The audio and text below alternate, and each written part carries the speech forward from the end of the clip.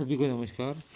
गत वीडियोस में हमने देखा कि प्रोसेस कॉस्टिंग क्या होती है, प्रोसेस कॉस्टिंग की क्यों आवश्यकता पड़ी, प्रोसेस कॉस्टिंग और कॉन्ट्रैक्ट कॉस्टिंग में क्या अंतर है, किन सिद्धांतों के आधार पर हम प्रोसेस कॉस्टिंग का उपयोग करते हैं, प्रोसेस कॉस्टिंग की क्या आवश्यकता है, उसके प्रोसेस कॉस्टिंग के लेखे तैयार करने के कौन कौन से विभिन्न चरण हैं। इन सभी बिंदुओं पर हम चर्चा कर चुके हैं। आज हम एक न्यूमेरिकल क्वेश्चन की सहायता से ये देखेंगे कि प्रोसेस अकाउंट अलग अलग किस प्रकार से तैयार किया जाता है। एक प्रश्न है, वो ये है कि एक निर्माणी कंपनी का उत्पादन पूर्ण होने के से पूर्व 3 विभिन्न प्रक्रियाओं में से गुजरता है। एक प्रक्रिया का उत्पाद अगली प्रक्रिया में हस्तांतरित कर दिया जाता है और ये क्रम चलता रहता है। प्रत्येक प्रक्रिया पर हुए व्ययों का विवरण इस प्रकार है: प्रोसेस एक्स, प्रोसेस वाई और प्रोसेस जेड।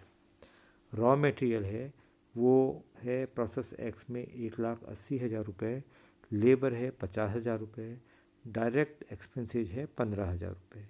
उसी प्रकार से प्रोसेस वाई में रॉ मटेरियल है 1,20,000 रुपये, प्रोसेस लेबर है 60,000 रुपये और डायरेक्ट एक्सपेंसेज है 25,000 रुपये।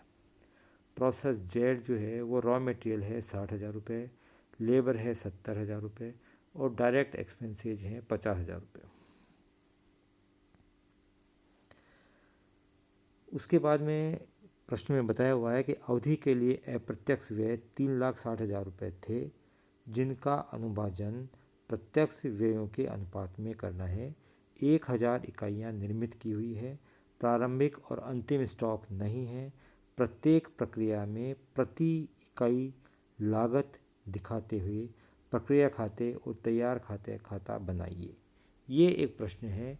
इस प्रश्न को हम अलग अलग process account, process x, process y और प्रोसेस जेड अकाउंट तैयार करेंगे और उसके पश्चात हम फिनिश्ड गुड्स अकाउंट तैयार करेंगे। प्रोसेस एक्स में जो हम लेते हैं कि रॉ मटेरियल में इनपुट है 1,000 इकाइयों का हो रहा है और उसकी कॉस्ट बताई हुई है 1,80,000 रुपया, वो आ जाएगी इसमें। उसके बाद लेबर है 50,000 रुपये, वो आ जाएगा। फिर डायरेक्ट एक्सपेंसेज है वो 15,000 रुपये है और 3,60,000 रुपये का अनुभाजन हम करेंगे प्रत्यक्ष व्ययों के अनुपात में, मतलब 5, 6 और 7 के अनुपात में यदि आप बांटते हैं तो ये जो है वो 1,00,000 रुपया जो है वो indirect expenses x process x के हिस्से में आएगा, जिसको अब हम जो है वो प्रोसेस एक्स में दिखाएंगे। उसके बाद जो है वो इसकी टोटल कॉस्टिंग की जाएगी और टोटल कॉस्ट 1,000 इकाइयों पर आ रही है 3,45,000 रुपया।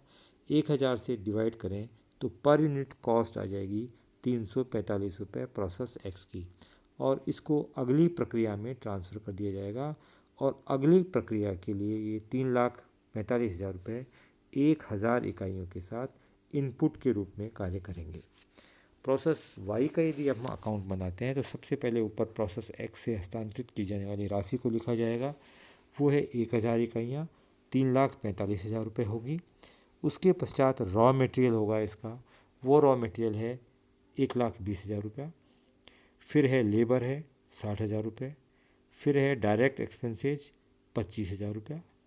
और इनडायरेक्ट एक्सपेंसेज के हिस्से की बात करें तो 3,60,000 रुपये के टोटल इनडायरेक्ट एक्सपेंसेज में से 1,20,000 रुपये प्रोसेस वाई से रिलेटेड है, वो होगा। इन सबको यदि हम जोड़ लें तो 6,70,000 रुपये हमारी टोटल कॉस्ट होगी और 1,000 इकाइयाँ होगी और कॉस्ट पर यूनिट होगी वो 670 रुपये होगी।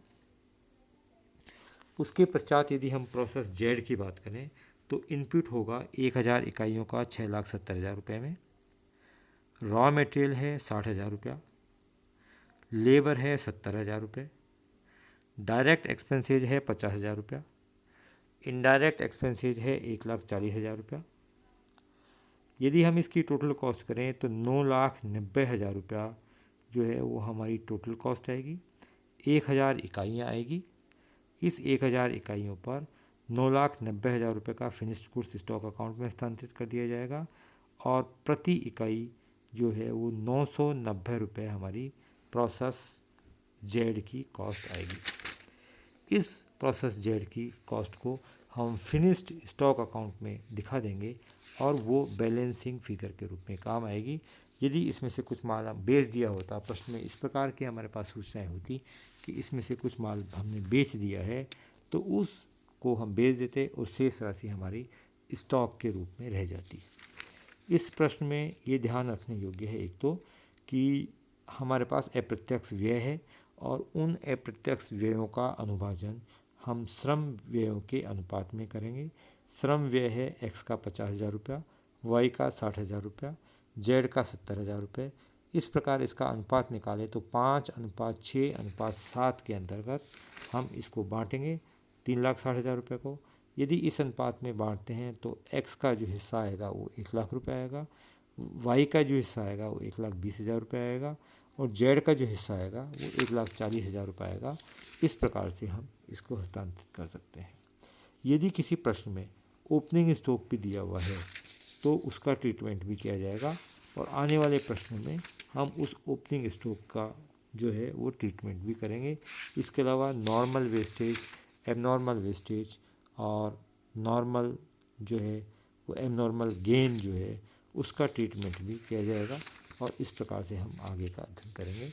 तो ये प्रश्न हुआ प्रोसेस कॉस्टिंग की प्रारंभिक किस प्रकार से हम एक प्रोसेस अकाउंट तैयार करते हैं और एक प्रक्रिया से दूसरी प्रक्रिया में माल का हस्तांतरण करते हैं। धन्यवाद।